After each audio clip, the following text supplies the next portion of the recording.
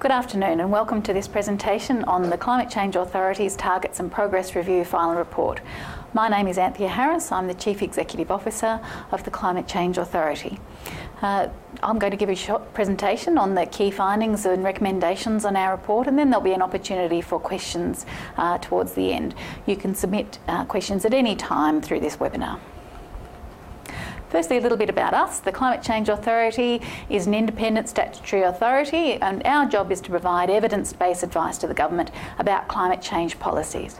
Bernie Fraser is our chair, and we have 8 other members with a broad range of expertise covering climate change science, economics, business and public policy.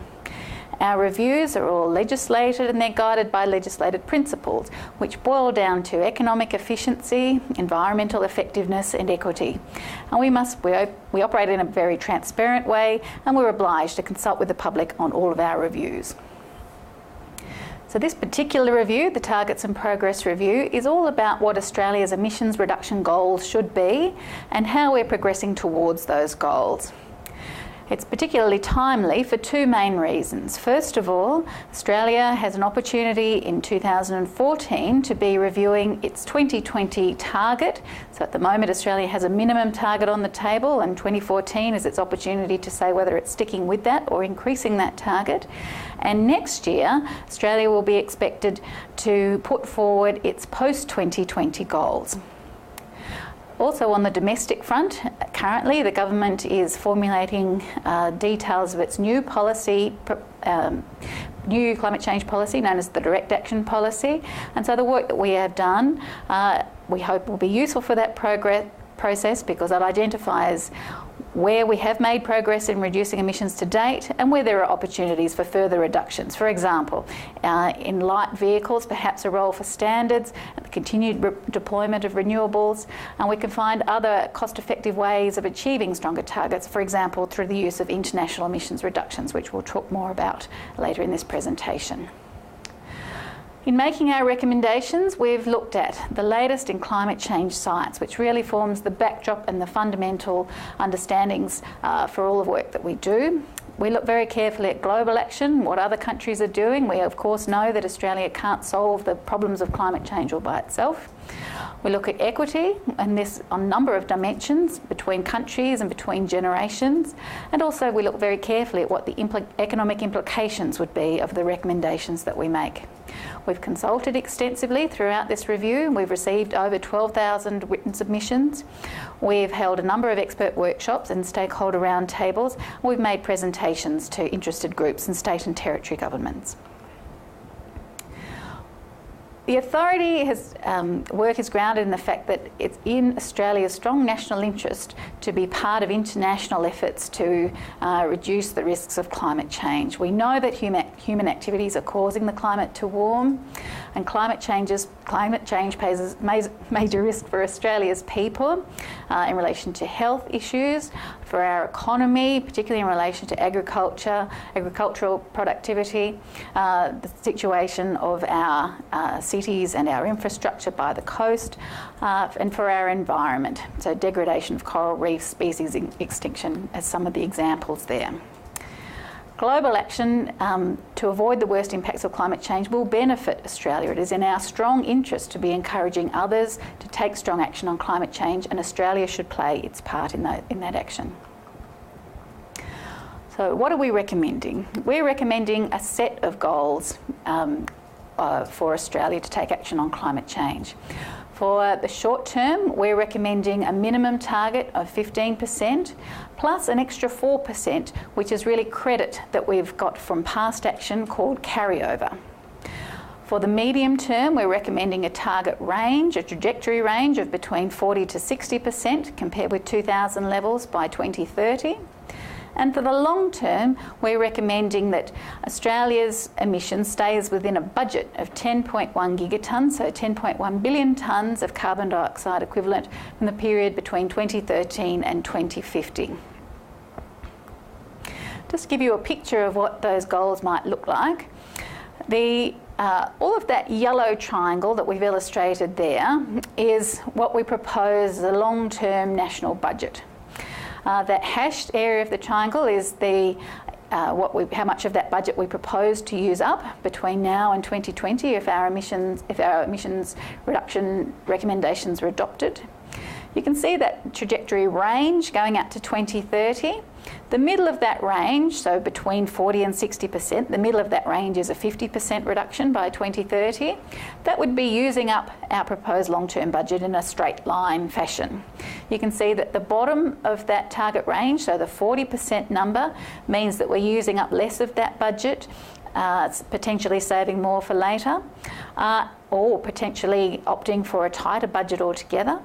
The top of that target range really isn't consistent with that budget. So that's really a situation you'd go to the top of that budget, that target range, if you've decided that that budget is no longer appropriate for Australia. In relation to the 2020 targets, the authority considers that this is consistent with the science and it's fair to future generations.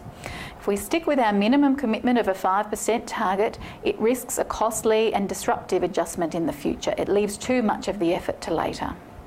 We also know that a target of 15 plus 4 is in line with the efforts of similar countries, including the United States. So if we look at the countries that we normally like to compare ourselves with, we can see that keeping with this minimum target of a 5% target does not keep up with the scale and pace of international action. And we know that from an economic perspective, a target of 15 plus 4 can be achieved while the economy and national incomes continue to grow.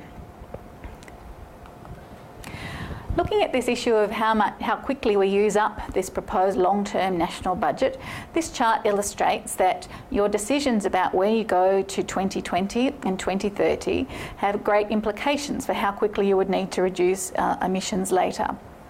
You can see the red line relates to the minimum 5% target. You can see that, of course, the less you do later, the more quickly that budget is exhausted, and it entails extraordinarily steep and rapid reductions at later times. So the more you do in the short term, the more of that budget you have later, and the less rapidly that you need to reduce emissions in coming decades. Of course, we know that Australia can't solve this problem alone. We have looked at a broad range of international action. We've also looked very carefully at what China and the US are doing, because we know from the basis of the arithmetic of climate change, we need those two very large emitters, which together account for at least 37% of global emissions. We need those countries to be taking this issue seriously. And the good news is that there is growing evidence that that is the case. So they are both stepping up their efforts on climate change, and we can see that in evidence, not only by the targets that they have on the table, which are significant, but also their actions on the ground. So, for example, huge investments in renewable energy in both of these countries. We can see very strong vehicle emission standards in both of those countries. They have much stronger requirements than we have here in Australia. In fact, technically, we have no standards here in Australia that are mandatory at all. We can also see subnational emissions trading schemes in both of those countries in operation and under development. Both of those countries are also now turning their mind to what they might be doing after 2020. In our report, we go through the commitments of a range of other countries, and we've looked at it very explicitly across a number of dimensions. And this is a chart that's reproduced from our report, and I encourage you to have a look at the more detailed analysis here. We've looked at it from a number of perspectives, so absolute emissions reductions, changes in emissions intensity of your whole economy, reductions from business as usual emissions, and what it means for per person emissions. All of these ways of looking at things are all relevant and important.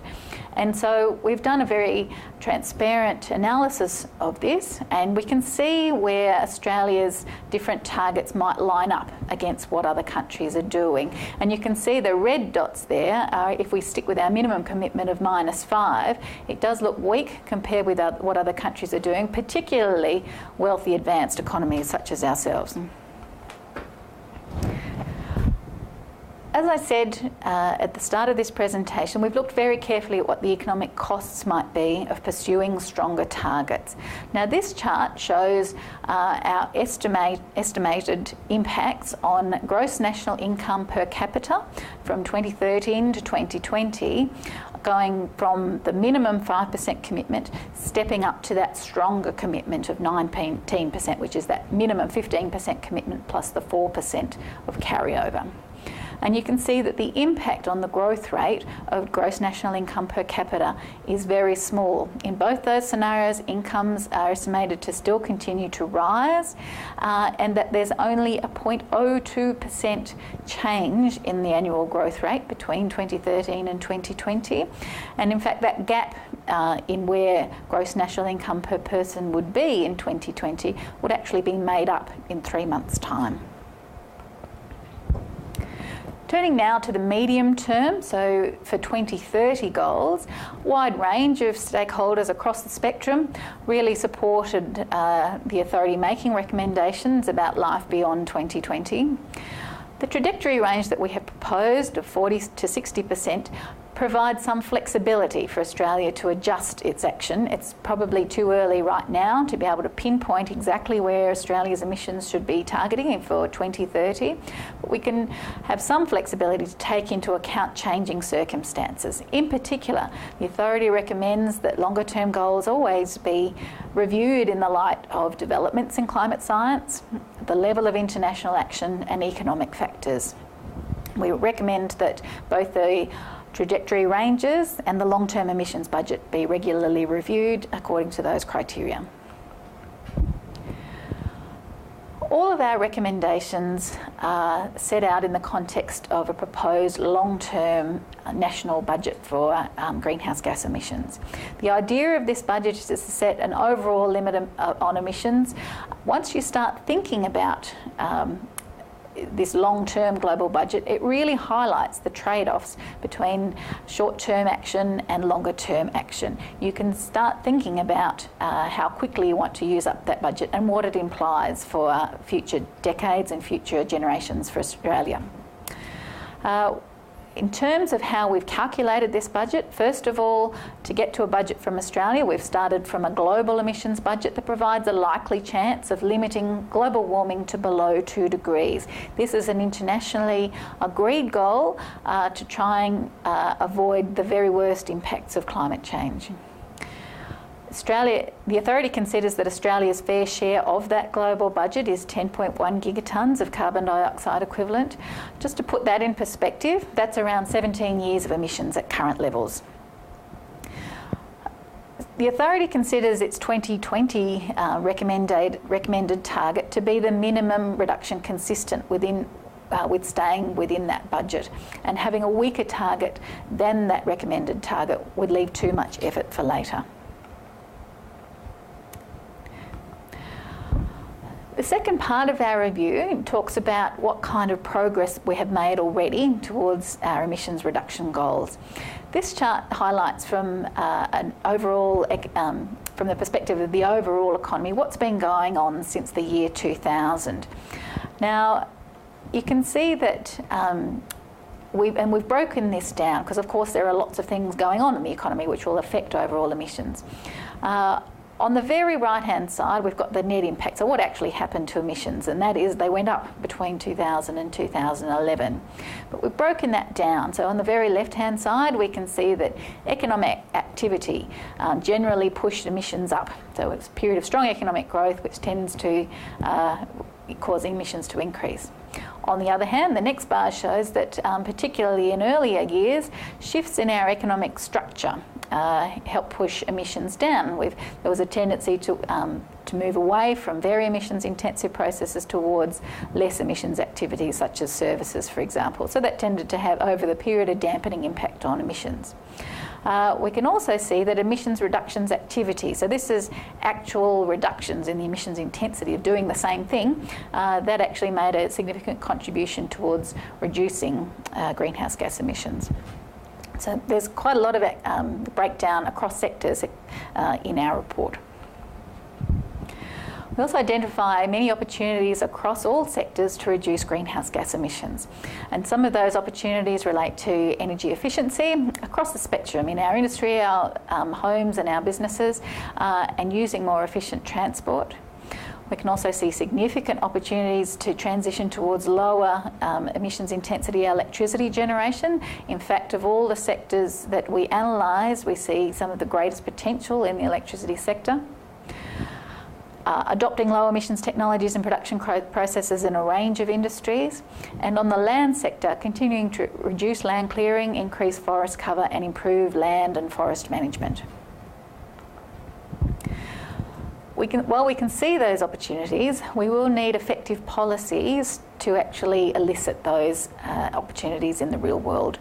And given the time taken to develop, implement policies and then for them to have some effect, if we want longer term change, we actually need to be thinking about those policies now. Some of the challenges that we see, if there were no additional policies, so without a direct action plan, without a carbon price, our estimate is that in 2020 emissions would be 17% above 2000 level emissions. Looking at very strong incentives or a very high carbon price as it has been modelled, we could see emissions being as low as 6% below 2000 levels. There's a good deal in the report about the need for Australia to remain competitive in a future low emissions world. We do see that gradually transforming our economy to put it on a lower emissions footing would be in our long-term economic interests. For the shorter term in particular, we do see a role for drawing on international emissions reductions to help meet the targets that we have recommended. So we see a mixture of domestic and international emissions reductions contributing to those 2020 goals. Genuine international emissions reductions can meet the recommended target in a cost-effective way. This is a good time to be drawing on these particular types of units. There are high-quality units available at historically low prices at the moment.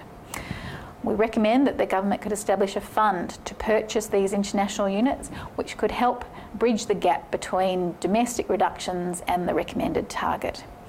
Now, just going from -5 to -19, so the 15 plus 4, it's estimated that this fund would need between $210 million and $850 million between now and 2020.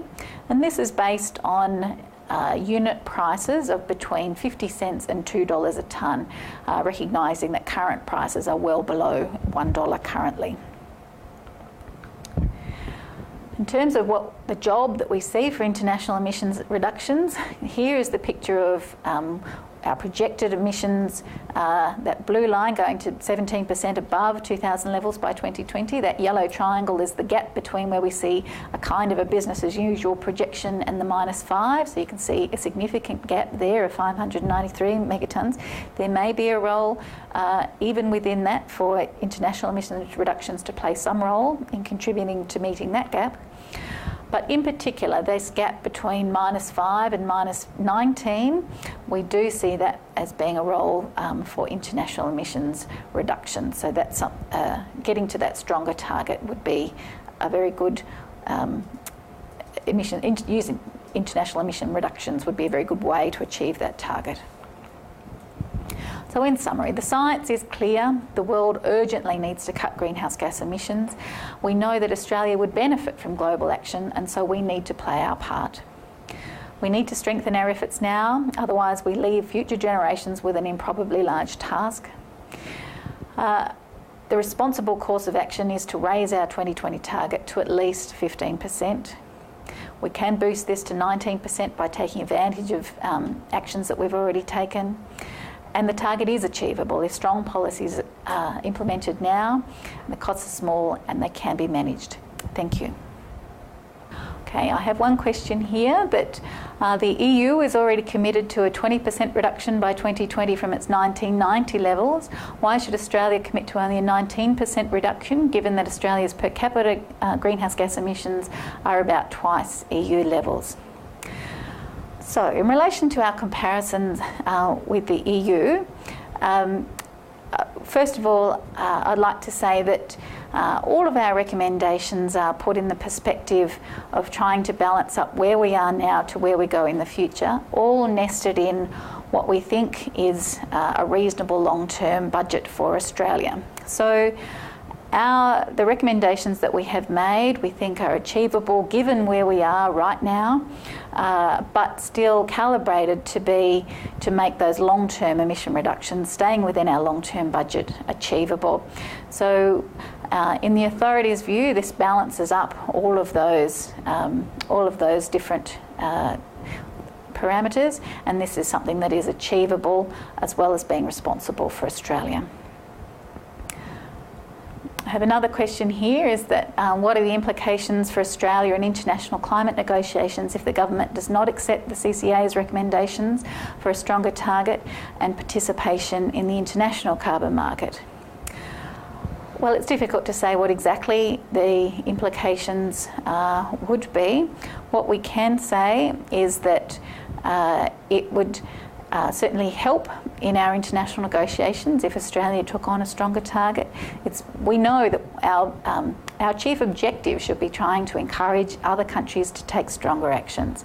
It's very difficult to ask other countries and point the finger and ask other countries to do more if you're not being seen to be taking strong action yourselves. We're one of the wealthiest countries in the world.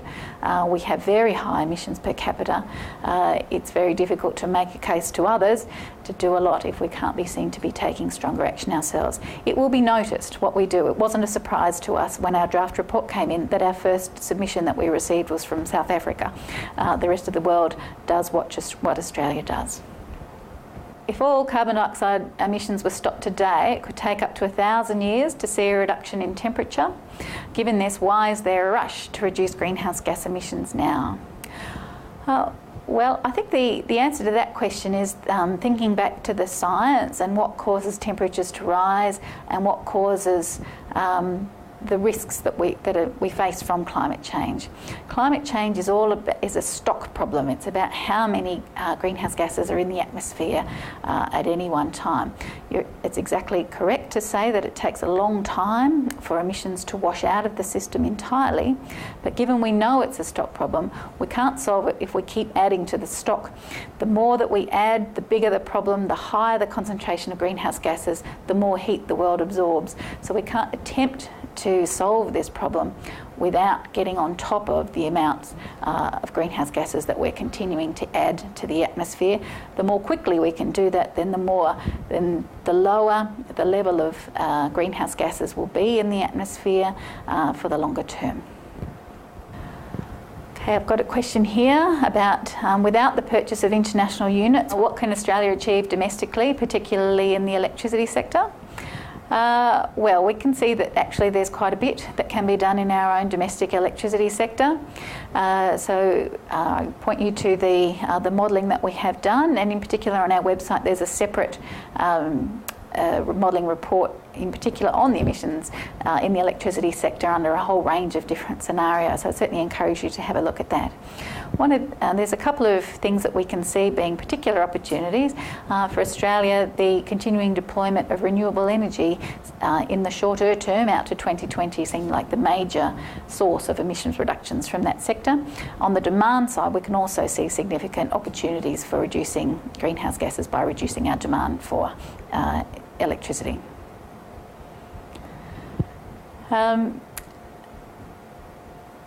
I've got another question here. Does the government have to do anything in response to this report? Our legislation requires that the government table our report within 15 sitting days of Parliament. We also, and the legislation also requires the government to respond to our recommendations. They have 6 months to respond to those recommendations. The government has already responded that they will look at consider our recommendations carefully. Achieving low carbon transformation in Australia will be important for future national competitiveness. Bearing this in mind, how should the nation balance the share of emissions reductions procured from overseas versus those achieved in Australia? This is really a question about what's the right balance between domestic effort and international effort, and it's difficult to come up with the perfect magic answer there. What we would point out though is that long-term transformation of our domestic economy is important. It's not something that we can put off forever. We wouldn't recommend not attempting any reductions in our own greenhouse gas emissions. However, we know, for example, particularly to 2020, that it's not very far away. We know even if we wanted to, we couldn't get very large domestic emissions reductions from our own economy. We've left our run a bit late. So we do think, though, that shouldn't be an excuse really for Australia to make a smaller contribution to international emissions reduction efforts. We have these markets for international emissions reductions. That's what they're there for. They're there to allow countries like Australia to make a bigger contribution by drawing on cheaper emissions reductions from elsewhere. They also play an important role in developing countries as well. Through investments from richer countries like Australia, they can help put them on a lower emissions growth path. We have a question here: how would Australia's 15% target compare to the US's target? Now, very unhelpfully, countries have expressed their targets according to different base years. So we've always talked about our target being compared with our 2000 level emissions. The US has a target of reducing its greenhouse gas emissions by 17% compared with its 2005 level emissions. We talk about this in one of the appendices in our report. So the US will actually, if it meets its 17% target, it's actually going to be 20% below its 2000 level emissions in 2020. Putting it round the other way, if we were to be 17% below our 2005 level emissions, then that's the equivalent of being 10% below our 2000 level emissions. I hope that's clear. I point you to the direction of the appendix where we talk about that in our report.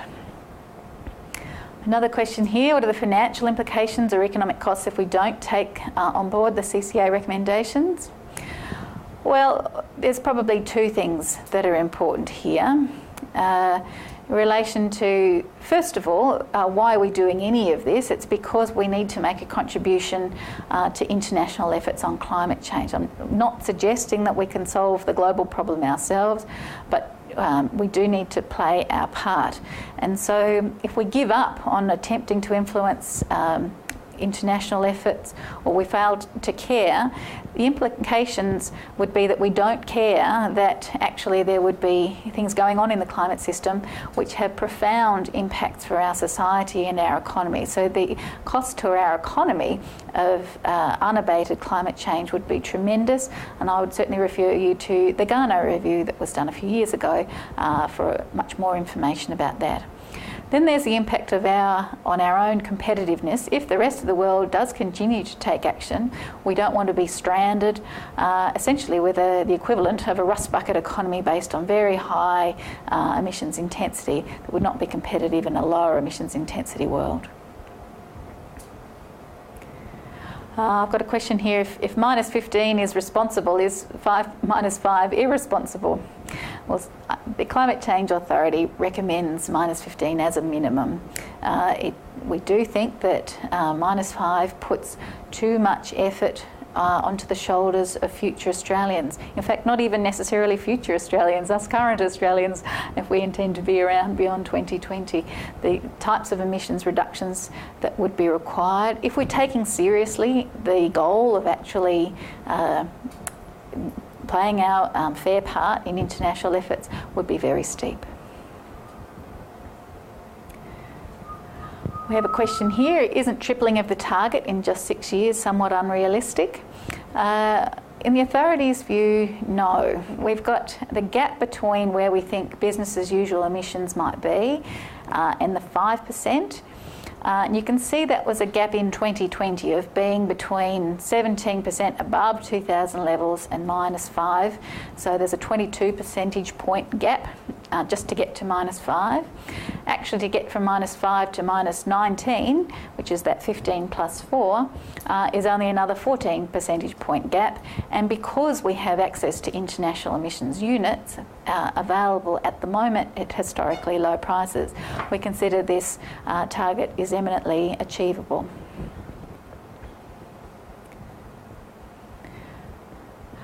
Okay. this probably relates to this next question. Is your report saying that Australia could meet a target of 15% by buying international permits for $200 million? First of all, there's a few things to note here. This is about the incremental cost of getting from -5 to -19, so that 15 plus 4. And if you did all of that, as we recommend, by purchasing international emissions units, of course it depends on the price of those international units. We've done a range of costings, you know, if they were 50 cents up to if they were $2, and that works out to be, you have to buy 427 million of them, so that works out to be between $210 million and $850 million between now and 2020.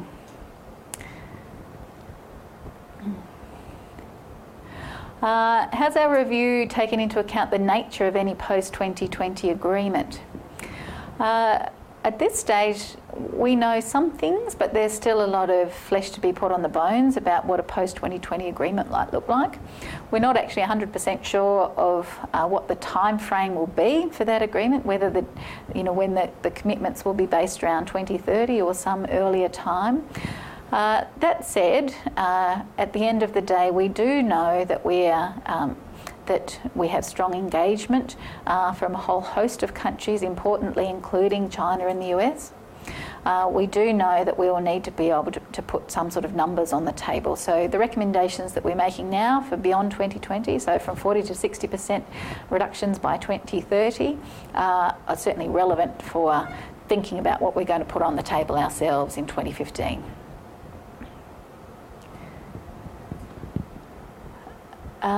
There's a question here, how would we communicate a new target through the United Nations? There are a number of opportunities to do that, so there'll be through formal and less formal channels. There'll be opportunities earlier next year, but really all leading up to the conference in Paris in December in 2015.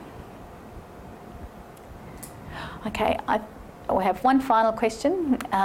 Do you consider that the price of international units to be very sensitive to the potential purchase of 400 million units? We've done quite a bit of analysis on this, and we've certainly spoken to a lot of people who are actively engaged in this market. And even though you'd think that going out and buying 400 million of anything might potentially have quite a significant impact on the price, actually, all the evidence that we have to date is that no, we don't think that Australia purchasing that many units would have any very significant impact on the price. In fact, most commentators didn't think it would have any noticeable impact at all. Okay, that's all that we have time for today. Thank you very much for your attendance. If you have any further questions, please feel free to contact us. And you can find on our website an inquiries line. So please feel free to email any further questions through to there. Thank you very much.